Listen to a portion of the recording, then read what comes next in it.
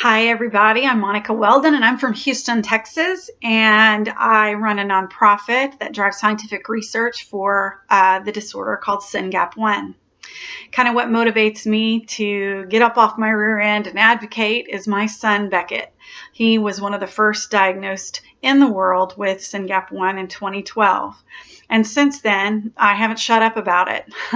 And Advocacy is one of my biggest platforms, and I believe that with advocacy, we're going to change the future of how people see things with education, not just with legislative policy, but through medical education and through just generally educating the general public.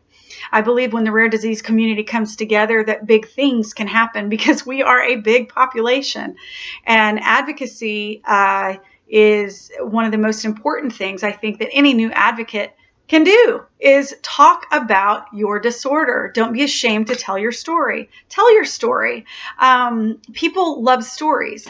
And when you tell a story, there's going to be somebody out there that can relate. They might not have the exact same disorder as you, but that's okay, because in the rare space and in the rare disease space, all of these disorders are actually puzzle pieces that fit together. And so when we advocate for more research, we can see how these puzzle pieces will fit together to help each other.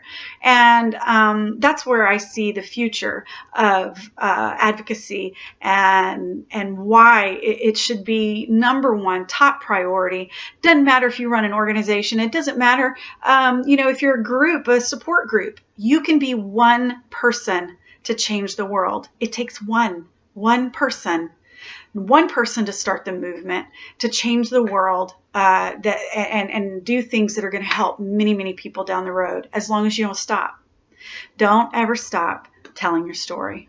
Your story is important, and I want to thank everyone for listening to my story and why I think that advocacy is important, because advocacy is going to change the world as long as you never stop.